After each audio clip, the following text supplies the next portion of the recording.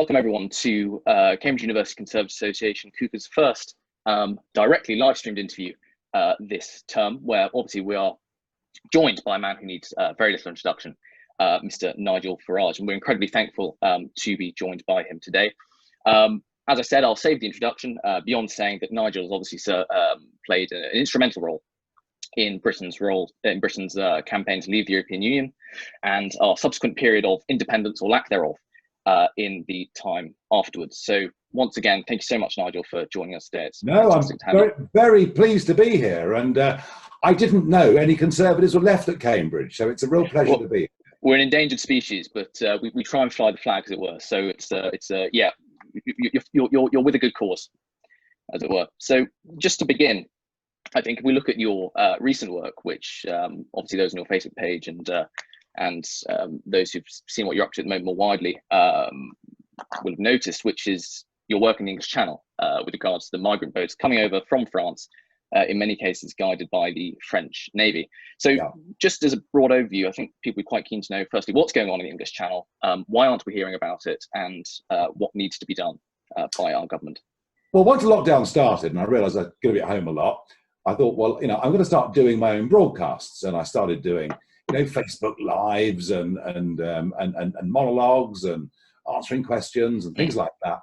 And something was on my radar about what was going on in the English Channel. Of course, it started really in 2015, but I began to get reports from people in Kent and East Sussex, not just about Border Force picking up people, but about beach landings, about migrant boats arriving under cover of darkness, people disappearing. In many cases, the dinghies being towed away. And I thought to myself, okay, I get it.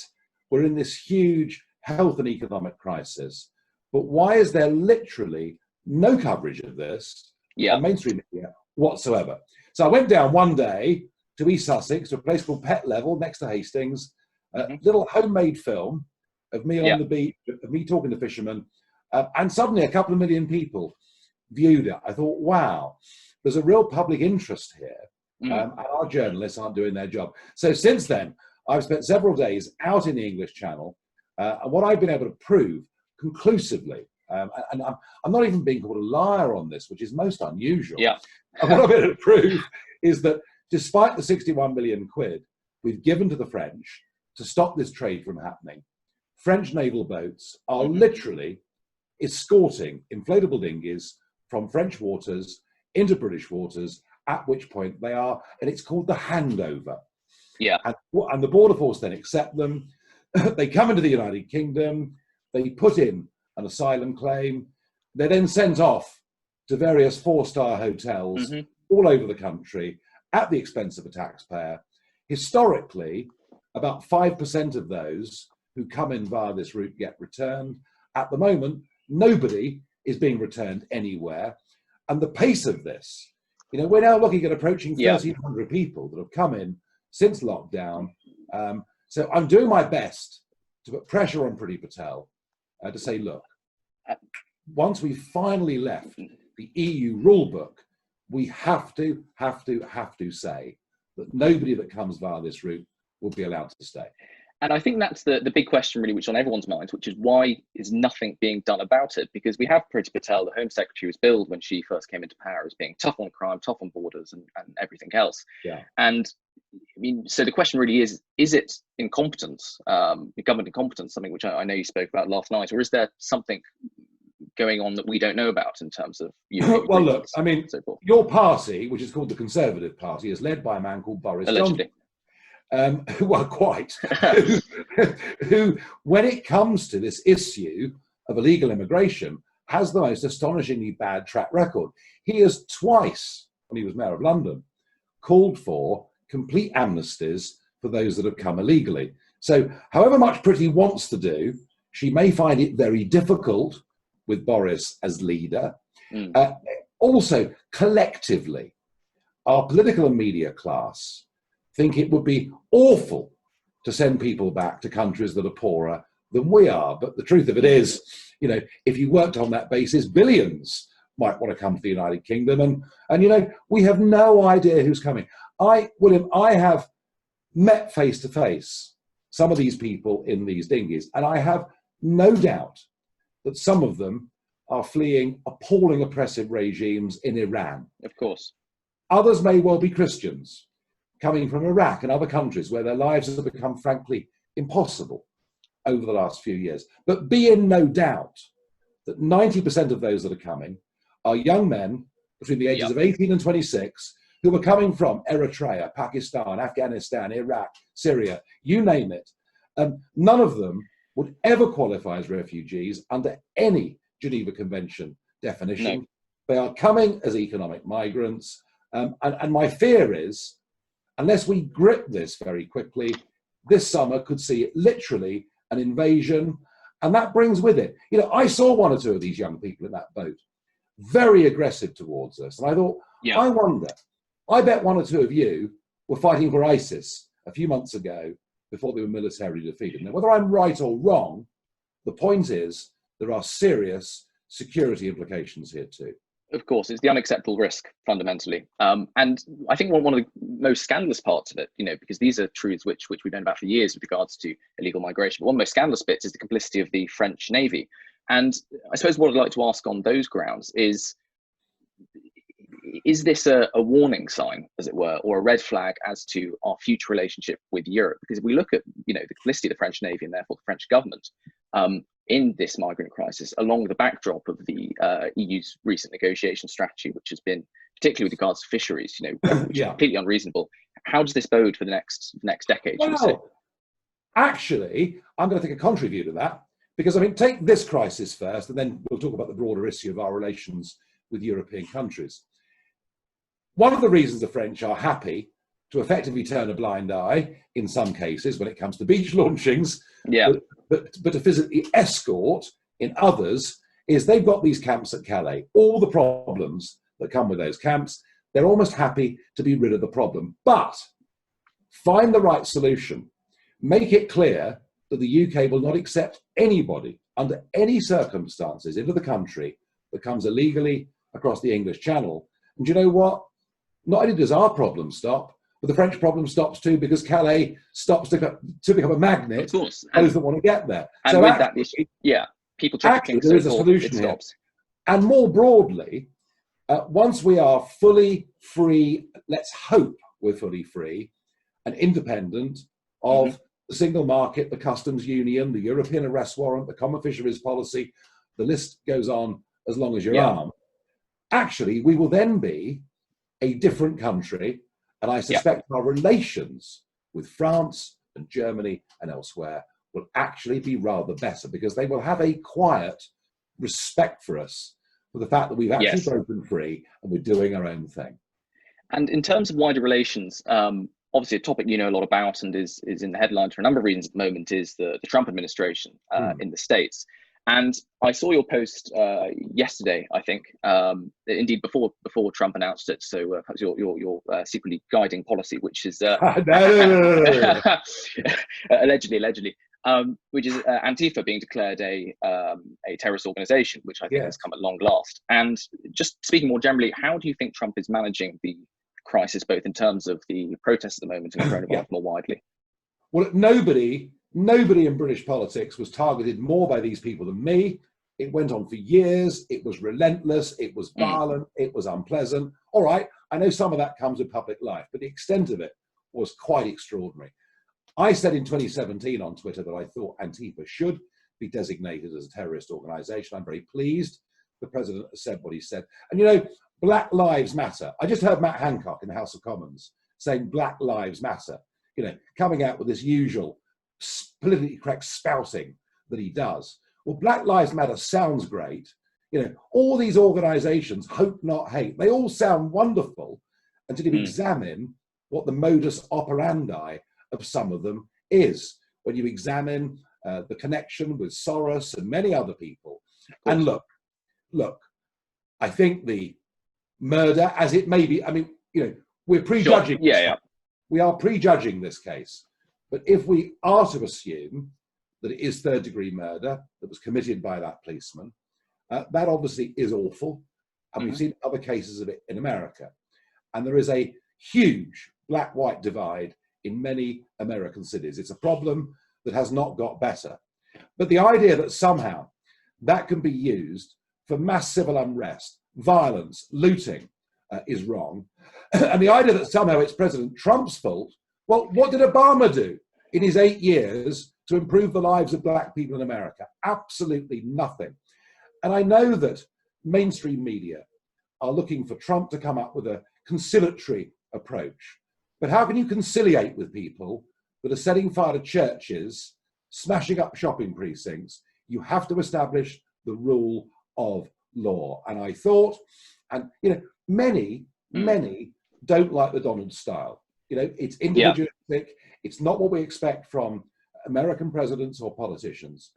But I thought, and don't forget, his position is tough here. He hasn't really got much power unless he calls him a national army. It's really in the hands of mayors. It's in the hands state governors, of state governors. But I think his message that before we can start healing anything, we have to stop mass civil disorder. I think it was the right message. And I'm very amused this morning to read the commentariat saying, oh, Trump has poured petrol on the flames and all the rest of it. Yeah. I bet you middle America are saying, thank goodness, because we've got to get some law and order back. And that's, I suppose, the real consideration here, at least from Trump's perspective in political terms, which is how is this going to vote in the next 6 months in electoral terms? And given your experience back in 2016 and subsequently with the concerns of American voters you've come across, do you think that this will, if it is quelled, if it is suppressed, if order is restored, whilst taking into account the sensitivity of the situation, do you think we are looking at a Trump re-election in October? Look, remember that Brexit was never going to happen. Remember that Trump was never going to happen. I spoke at a spectator dinner a week before the Trump election in 2016. And I said that next Wednesday, I was on the first flight out to DC to congratulate President Trump. Oh, they roared with laughter. Theresa May, the great and the good. Oh, isn't it so funny? Isn't this Farage bloke so completely mad? We know so much better in SW1 what's happening in the world. And they're doing the same again. Look, Trump's big card was always the economy, all right? Yeah. And I think even his critics would say he'd done a pretty damn good job with the economy. They lightened restrictions. They got some manufacturing jobs back into America. Things were going very, very well. With coronavirus and now with this level of civil unrest, he's clearly got a tough uphill battle. But remember this, he's up against the Democrat Party, who rather like the Labour Party for the last few years, don't really know who they are or what they stand for. And he's up against Sleepy Joe, who must rate as the worst presidential candidate that has ever been put up in the history of the USA. I mean, the guy cannot string a sentence together. Now, remember, and it goes back to the early 60s, the 3 head-to-head debates in America that take place between the 2 challengers, those 3 debates decide more voting minds than any other single thing. And I will bet you, William, every penny in Lombard Street against an orange that Trump destroys Biden in those debates. So look, last time I saw the president, it was in early February of this year, before this all happened, and he was riding high, full of confidence. In fact, many thought, he might win 35 or 40 states. Yes. Come the election this November. That clearly now isn't the case. But all I would say to those who don't like his style and who want to see him lose and are busy writing him off is never underestimate this man. No, exactly. I mean, as we saw in 2016, indeed, both here and I suppose the not start of campaigning, but the sort of campaign that you led equally over here, which was that of the underdog fundamentally, which is important to consider. And so just from that perspective, you've talked about the economy, you've talked about all that Trump's achieved, and particularly with regards to African Americans, for example, in America and improving there a lot more than Obama did. When you, back in 2016, when you first made that speech in Mississippi, when you sort of first formally tied yourself to the Trump campaign, in political policy terms, have the previous 4 years panned out as you thought they would?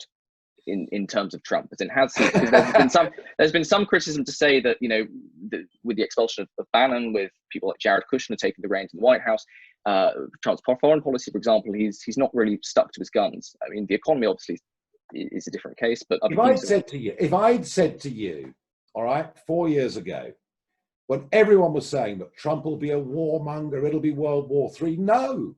Unlike the neocons, who had dominated everything from the Bush era all the way through Obama, Trump is not for foreign military intervention. We've seen a couple of limited strikes that have taken place. But if I'd said to you 4 years ago, Donald Trump would cross the border from South Korea to North Korea to meet Kim, you would have thought I was off my rocker. And I think America's standing in the world is a lot greater now than it was before he took office. Has everything panned out the way I thought?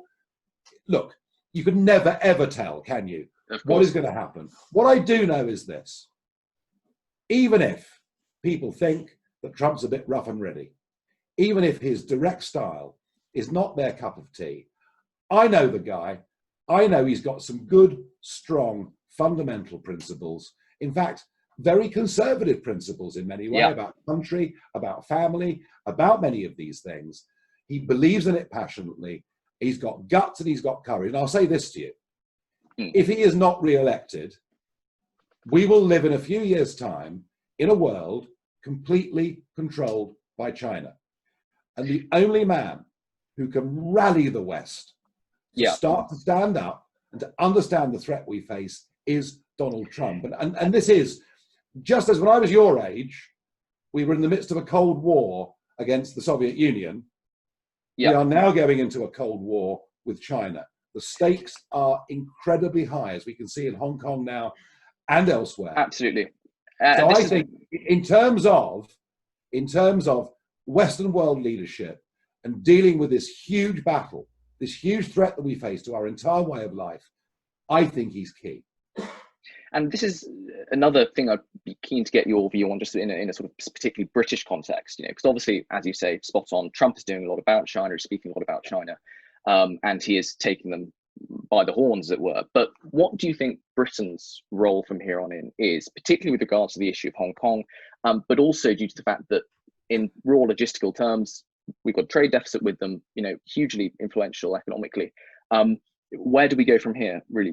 We have a moral and legal responsibility to take the lead over what has happened in Hong Kong over the course of the last week. Indeed, you could argue what's happened over the course of the last year, 18 months.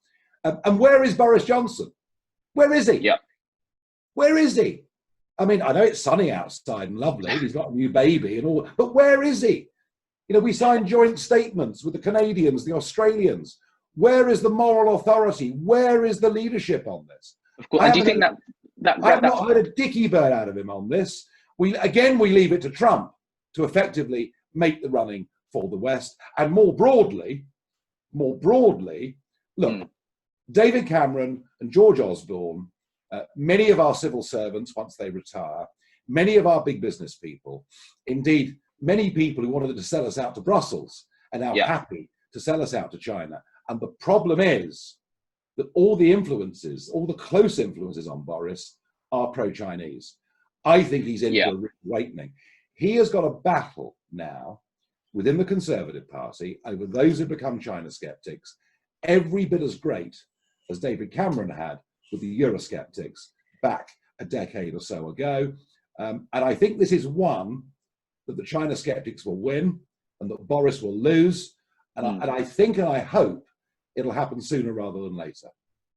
Because that was, well, both to me and I know many others who are watching the issue, the primary concern, which is that it seems there's a very insidious and quiet lobby in Westminster and elsewhere, which is either paid for by Huawei, the Chinese government, or so forth, and is pushing CCP ideals.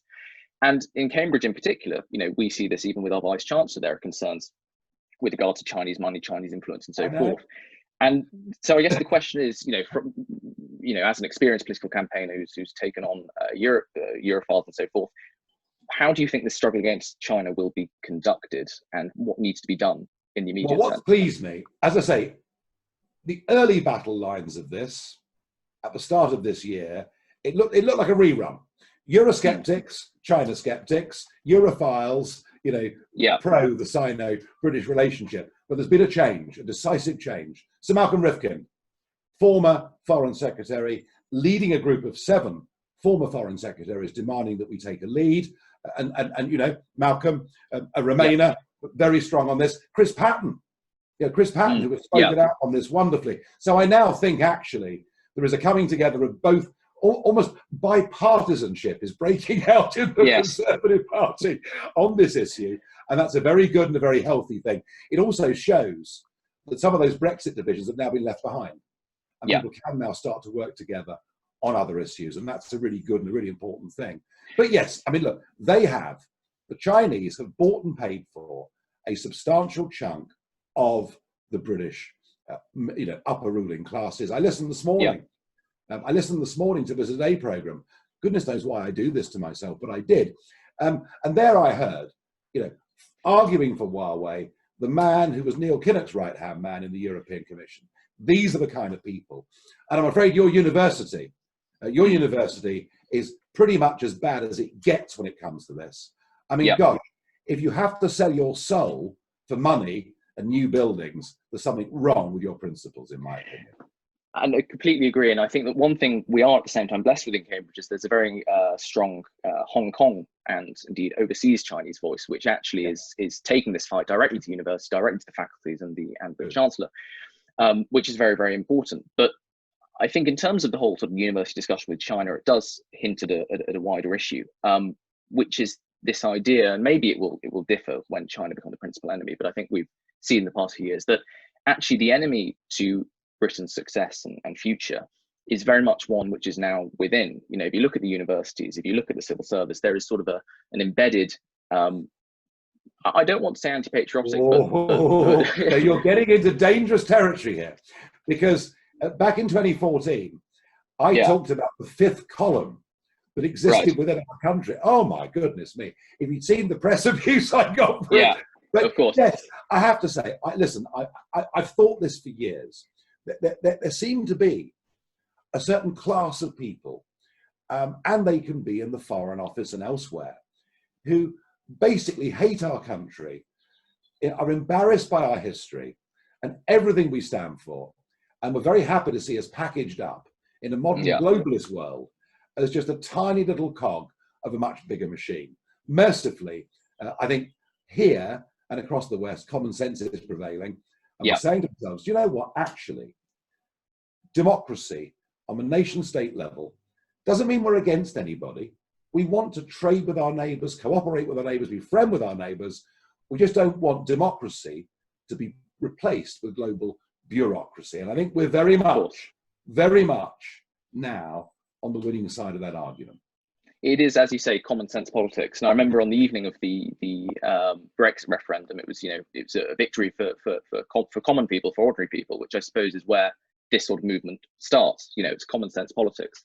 And on which note, just as I'm aware, time is ticking on, I suppose I'd ask you, given your career in Europe, your career in Britain campaigning, UKIP, Brexit Party, and obviously independently, what's next for Nigel Farage, really, and where do you see yourself in the next few years? Well, look, there are areas like China, and even if it costs us more to have our antibiotics made here, rather than 80% of them being made in China, these are choices I believe that we have to take for strategic reasons. There are areas like China, there are areas like illegal immigration, there are many areas on which I'm going to go on campaigning. The real issue is whether I do that through social media, through broadcasting, through writing, through speaking, or whether I do it, once again, through a political party taking votes off the mainstream to the extent that they have to change course and direction. The key to it all is what happens between now and the 1st of July. This government got elected on those ex-Labour votes, the red wall, Almost every one of those voters had first voted for me. Almost every one of them had voted UKIP at some point or Brexit Party. They'd made the break with Labour. They went to Boris Johnson because Boris promised he would get Brexit done. If we finish up on July the 1st with transition extended, still part of the single market, still part of the customs union, still part of the common agricultural policy, the fisheries policy, the European arrest warrant, and all the rest of it. Yeah. And we effectively have taxation without representation. Then I make you this promise. I will come back and be an even bigger thorn in the side of Boris Johnson than I ever was in that of David Cameron or Mrs. May. So you can take this as a threat, you can take it as a promise. I don't mind. The Prime Minister must deliver on the promises that he made the British electorate. That was the pact, that was what it was all about.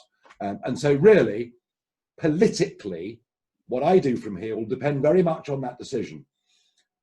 More broadly than that, to answer your questions, in whatever guise it is, I will go on campaigning and fighting the British establishment when they do their best to hide the truth from us, and I shall probably go on doing that until the day I die. Wonderful. No, well, that's absolutely fantastic. And I mean, I hope I don't get to see it, but I do look forward to it if it is necessary. I suppose is the best way of phrasing it, because obviously in terms of third party politics, I suppose what we're really talking about, the options are looking increasingly bleak for the dissenting voter. So I suppose we'll have to see where we go from here. I mean, look, the Conservative Party find themselves with a big majority in a fantastic position. I know this crisis came out of left field. I know they haven't handled it very well, but they've still got a chance. They've still got a real chance to reshape the country. And they've got to get back on track with that as soon as they can. Wonderful. Thank you very much. I'm aware of the time, so I think we'll bring things to a close there. And I'd just like to say, Nigel, thank you very much for joining us today. It's much appreciated. Thank you to everyone who's watched. Well, thank you. And being a Conservative in Cambridge is very brave. And you just jolly well keep on doing it.